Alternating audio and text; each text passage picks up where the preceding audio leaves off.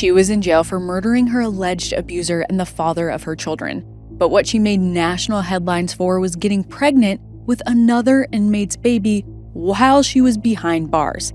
And now she's finally on trial. Let's get into it.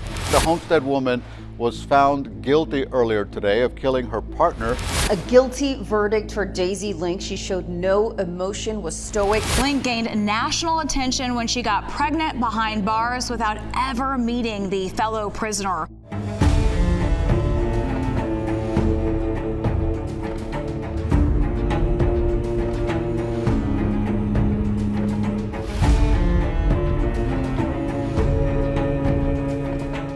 Hi, I'm Katie Ring, and this is Crime House Daily, your weekday true crime companion. We follow the cases making headlines now where justice is still unfolding. This is a Night Watch episode bringing you today's biggest crime stories. Don't forget to subscribe to my YouTube channel at Crime House Daily so you never miss an episode. This episode discusses active criminal cases and breaking news. The information we share is based on what's publicly available at the time of recording and may change as new evidence comes to light. We aim to inform, not to decide guilt or innocence. So everyone mentioned is presumed innocent until proven guilty in a court of law.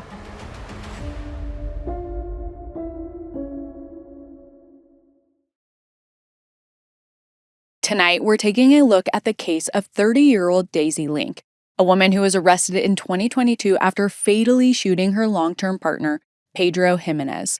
Daisy says it was out of desperation and in self-defense. But prosecutors dispute this. They say Link lied to police when they first arrived on the scene. But that's not what she's most known for. In 2023, while awaiting trial behind bars, Link became pregnant with another inmate's baby, who she says she never met in person. I actually didn't even know that jails held both male and female inmates until I just recently saw a TikTok where women apparently look for inmates to date.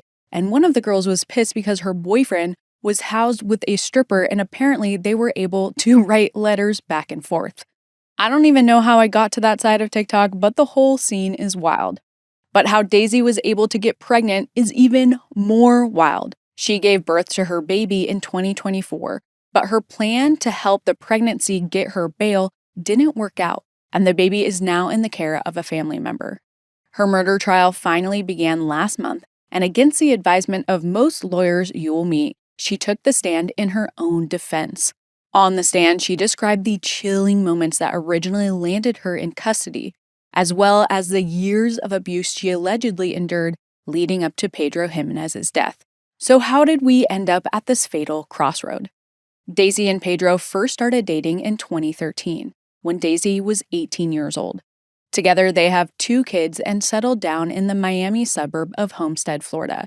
Although they moved to a quieter neighborhood because they wanted to raise their kids away from the craziness of the city, their own household is far from quiet. According to Daisy, she and Pedro's relationship was always toxic. By 2022, Pedro is so controlling, he doesn't even let Daisy use social media because he's afraid she'll meet someone online and cheat on him. But that's just skimming the surface of his abusive and controlling behavior. Apparently, Pedro is also a heavy drug user, and when he's high, he gets angry and violent. His abuse becomes so bad that Daisy finally kicks Pedro out of their house and takes his name off of the lease.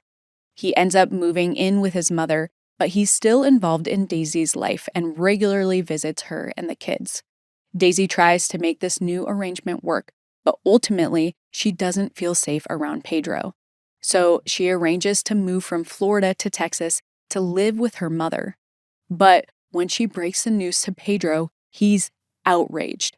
As an aside, for your safety, please never break news like this or announce you're leaving to an abuser in person, because leaving is the most dangerous time for women in abusive relationships. In fact, 70% of women who are murdered by their abuser are murdered after they leave. Like the majority of abusers do when a victim announces she's leaving, Pedro gets violent. He pulls out a gun and threatens to shoot Daisy if she doesn't agree to stay in Florida. But Daisy doesn't back down. So Pedro pistol whips her and continues to hit her with the gun, eventually knocking her to the ground. Then he fires a single warning shot in her direction. After that, their son begins crying loudly from the other room. Thankfully, the situation doesn't escalate any further, and Pedro leaves the house. The next day, Daisy sends pictures of her head injury to her sister, Crystal. Crystal is shocked. The wound is so severe, Daisy's skull is visible. Crystal tells Daisy to go to the hospital, but Daisy refuses. She doesn't want to get Pedro in trouble because he's undocumented. But Crystal is afraid that Pedro's violence will just keep escalating. So she calls their mom and says that they need to get Daisy out of Florida and to Texas now. Her mom begins the long drive from Texas to Florida immediately. But before she gets there, Pedro returns to the house. He apologizes to Daisy for hurting her and says he loves her. Daisy wants to keep the peace, so she tells Pedro she forgives him and that she'll stay in Florida. But she's just buying time. A few days later, on June 24th, 2022, Daisy's mom arrives in Homestead. Daisy tells her she's going to take the kids and go back to Texas with her. But as they're packing their belongings, Pedro shows up at the house again. He's allegedly in a drug-fueled rage after buying a bunch of cocaine earlier that day. He storms into the house and accuses Daisy of cheating on him. She denies it, which only makes him angrier, and he begins choking her. Daisy's mother yells at him to stop and threatens to call the police, so Pedro backs off and begs her not to. And so does Daisy, because like many victims of domestic violence, despite his behavior, she is bonded to him and still believes she loves him and doesn't want him to be deported. Pedro finally leaves, but 15 minutes later, he's back yet again. This time he steals Daisy's purse and phone, as well as a bottle of whiskey. Daisy tries to get her stuff back, but he knocks her to the ground. By this point, Daisy's mother is outraged, but Daisy keeps telling her not to intervene, so her mom ends up leaving. And finally, so does Pedro, but Daisy knows he won't be gone long. This is what prosecutors say went down next. Daisy grabs one of Pedro's guns from where he stores them in the house. It's a ghost gun, which means it's unregistered. She stands outside the house and waits for Pedro to come back. And just a few minutes later, around 3:30 a.m. on June 25th, he's back again. Pedro sees Daisy with the gun and tells her to put it down. But she refuses. Feeling emboldened, she tells him that she did sleep with someone else. Pedro sees red. He no longer seems to care that Daisy has a gun, and he grabs her hair and throws her to the ground. Daisy points the gun at Pedro, and he turns and starts running. That's when Daisy fires. As Daisy tells it, she's only trying to hit the ground with a warning shot to scare Pedro. But she ends up hitting him. The bullet goes through his leg and foot. He keeps running, but soon he collapses in an alley behind their home. Daisy follows him, but she doesn't seem too concerned about his injuries. Then she's captured on their Ring camera in a clip that has since caused a ton of speculation. Daisy says, "I hit a major artery, you'll be fine." Then she asks Pedro if he wants to go to the hospital. However, almost immediately, Daisy seems to realize how serious the injury is. Pedro tells her he wants to die. She applies a tourniquet to stop the bleeding, but it doesn't seem to work. Pedro is bleeding a lot. That's when Daisy calls 911 and tells them her partner has been shot and there's blood everywhere. Paramedics rush to the scene, but when they get there, Pedro is dead. When police arrive, they ask Daisy what happened, and she says she doesn't know. Quick tip, my ex-boyfriend was a public defender and said that at this point, even if you acted in self-defense, the best thing to do is say you will cooperate with the investigation, but that you would like to talk to a lawyer, and then proceed to shut your mouth. Don't even say you acted in self-defense until you speak to a lawyer. But since Daisy doesn't follow me on social media, she tells them she went outside and found Pedro like this. She even cries out, "Pedro, what happened?" To the officers, things aren't adding up. And soon they tell Daisy they want to bring her into the station. When one officer tries to detain her, Daisy swings a chair at him. Eventually, they get her to calm down and stop resisting. Right before they read her Miranda rights, Daisy mutters under her breath, quote, "I did not mean to kill him." It seems like at this point, Daisy realizes how bad this looks, because she decides to tell them the truth, that she did kill Pedro. She's probably hoping that by owning up to it, she won't face serious consequences. But when her plan doesn't work out the way she hopes, Daisy tries something new. I've seen so many people on social media talking about how clothes are getting more and more expensive, but the quality of the fabrics keeps getting worse and worse. It feels like even designer labels are using polyester, but charging the prices of real quality fabrics like cashmere, wool, and real silk. I've been searching for some staple pieces for fall and winter that are made of high-quality real fabrics that will actually last. And if you're in the same boat, you need to check out Quince. One of my favorite parts about Quince is that they are working directly with ethical, top-tier factories, so you get high-quality clothes, ethically sourced, for half the price. I'm also on the quest for the world's comfiest bed, so I ordered their linen duvet and the mulberry silk pillowcases. For anyone who has asked about the hair, 100% silk, not polyester satin, is key to protecting it, so I'll make sure to report back on those. Step into the holiday season with layers made to feel good, look polished, and last. From Quince. Perfect for gifting or keeping for yourself.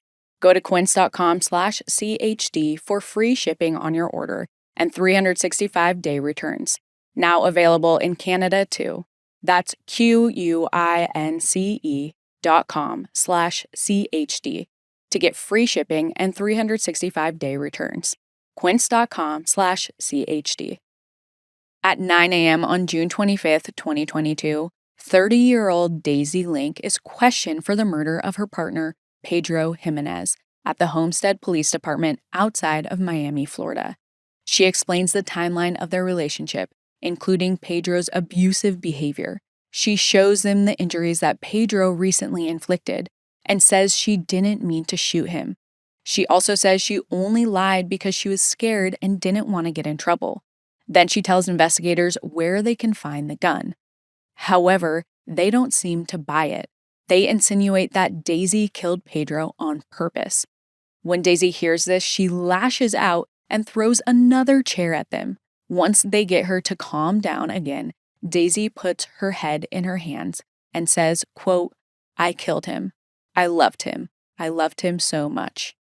Meanwhile, police reach out to Daisy's family to inform them of the situation. But when they speak to Daisy's sister, Crystal, she blurts out, "If Pedro is dead, Daisy must have shot him." This seems to make police think Daisy isn't so remorseful after all. So they obtain ring footage from the house to try and figure out exactly what happened. They find footage of Pedro running around the house, screaming at Daisy, until the two erupt into a heated argument. Then they discover audio from the shooting. Finally, they hear Daisy's comment about hitting a major artery and telling Pedro he'll be fine. The footage is the nail in the coffin. Daisy is charged with second-degree murder and booked in the Turner Guilford Night Correctional Center. Once she's behind bars, Daisy wants nothing more than to get back to her kids. But she's denied bond after her arrest and is denied it again in 2023. Daisy's devastated. However, as desperate as she is to get out, she finds a source of comfort within the prison walls.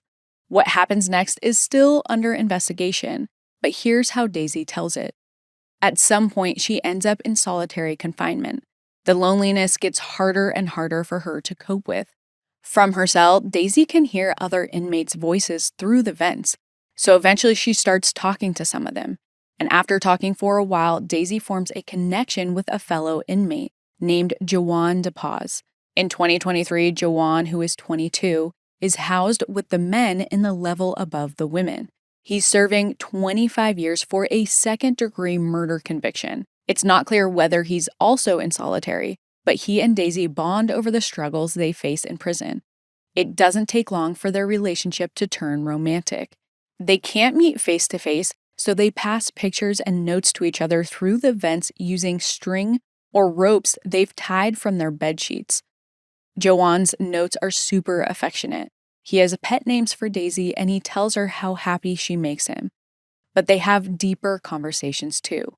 One day, Jawan tells Daisy how badly he wants to become a father, but that he's afraid he'll never get the chance because of his long sentence. That's when a light bulb goes off in Daisy's head. She tells Juwan that she will have his baby. They've already been passing notes and pictures, so there's got to be a way for Juwan to pass his semen. Juwan is on board, so Daisy makes a fishing line out of plastic pens, inmate meal labels, and some string from her mattress.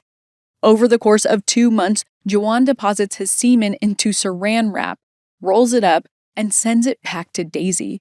Then she empties a medication applicator meant to treat yeast infections and uses it to inseminate herself.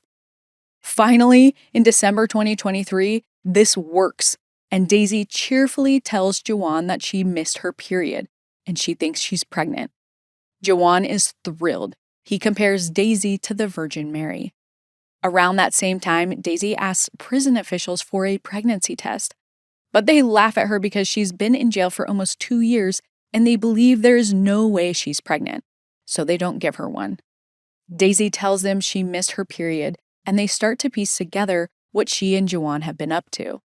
Prison officials are upset about all the rules Daisy had to break to make this happen, so they put her on lockdown to prevent any further contact with Juwan. But Daisy doesn't let it get her down. On Christmas Day, she calls her mom to share the good news. When Daisy says she's pregnant, her mom is in utter disbelief. Daisy tells her it's a good thing because she's going to use the situation to get herself out of prison. She says she plans to sue the prison, but she's vague about what exactly she plans to sue for. This also ties back to the questions involved in the ongoing investigation into her pregnancy. Daisy may have planned to sue over lack of proper prenatal care in the prison. Others have also speculated that a correctional officer may have been involved in the scheme. The facility may also look into the possibility that Daisy was sexually assaulted. Daisy does tell her family that she was, but also later tells her lawyer that she wasn't. Others speculate that Daisy may have been raped by a correctional officer, which is unfortunately all too common, but they do a paternity test and it confirms that Juwan is indeed the father. Daisy doesn't seem to realize that the prison phone calls are recorded, but her mom does. She says to Daisy, "You know what? You're stupid." Her mom is probably also unhappy when the news of Daisy's pregnancy makes national headlines, and she knows she will most likely be the person who has to take care of this baby if her daughter is found guilty. Daisy tells one outlet, "The jail should actually thank me. I found a huge breach in their security." Since the news broke, the prison has changed procedures to minimize inmate contact through the air vents. They've also reduced the number of yeast infection medication applicators that are in circulation. From there, Daisy's attorneys try and get her moved to house arrest at her sister's house, at least for the duration of her pregnancy. They claim that the jail staff haven't given her prenatal vitamins and that they refused to give her electrolytes when she threw up from morning sickness. Ultimately, the judge denies the request, and Daisy remains in jail. In June 2024, 2 years after the arrest, Daisy gives birth to a baby girl. She spends 2 days with her baby before giving custody to Juwan's mother. Now that Daisy's lost her get-out-of-jail-free card, she turns her focus back to her case. If she ever wants to see any of her kids again, she'll have to convince the court she's not guilty.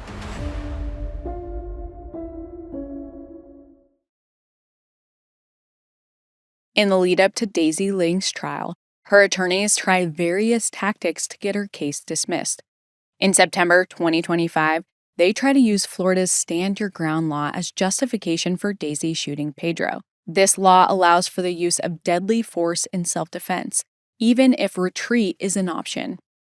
It was famously used in the defense of George Zimmerman in the Trayvon Martin shooting. Ultimately, though, Judge Lodi Jean dismisses the Stand Your Ground defense in Daisy's case. She cites Daisy's unserious demeanor in the aftermath of the shooting, as well as the fact that she lied to police. It also does not help Daisy's case that she shot Pedro as he was running away. Despite all of the abuse she endured, the law states that if the other person is retreating and the person is no longer a threat, then you cannot claim self-defense. So on October 8th, 2025, Daisy goes to trial. In their opening statement, the prosecution alleges Daisy shot Pedro out of rage, not self-defense. They play the body cam footage of when police initially responded and processed the scene. As the video plays in the courtroom, Daisy starts sobbing. She covers her ears and looks away. Investigators then testify about how Daisy's story changed before she confessed. Later, the defense describes Pedro as cruel and abusive.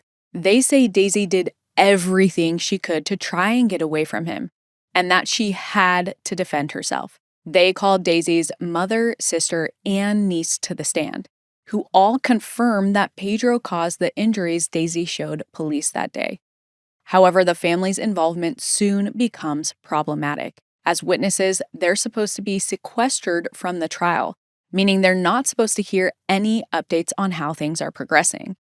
But prosecutors claim that during a break, they saw Daisy's mother watching the trial live stream on her phone. They also say Daisy's sister posted on social media about the trial. The family denies everything, but the speculation casts doubt on their earlier testimony. The defense hopes to change that.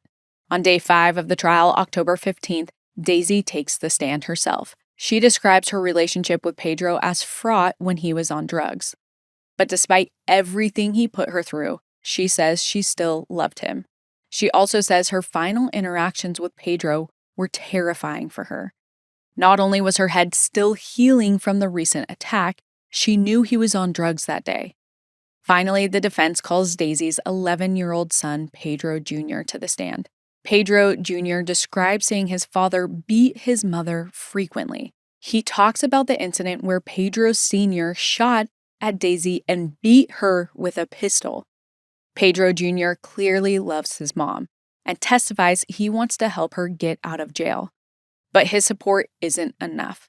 The next day, after less than 2 hours of deliberation, the jury finds Daisy guilty of second-degree murder. Daisy's sister, Crystal, is shocked by how quickly the verdict was reached. She says, quote, "It's a very sad situation for her kids, and for the family because we all lived through this event. It's traumatizing to everyone. I don't wish this upon anyone." Crystal hopes that the judge will take Daisy's history of being abused into account when she hands down her sentence, which should be coming soon. As of this recording, her next court date is set for November 21st, 2025, for a pre-sentencing hearing. But Daisy's lawyer is planning to file an appeal, which means this case could be far from over. So we'll be watching this one closely to see what kind of punishment Daisy receives, and we'll bring you all of the major updates. What did you think of tonight's case? Drop your thoughts and theories in the comments. See you next time. If you haven't already, subscribe to our YouTube channel at Crime House Daily and follow us on social media at Crime House 24/7 for real-time updates, because the pursuit of justice never stops.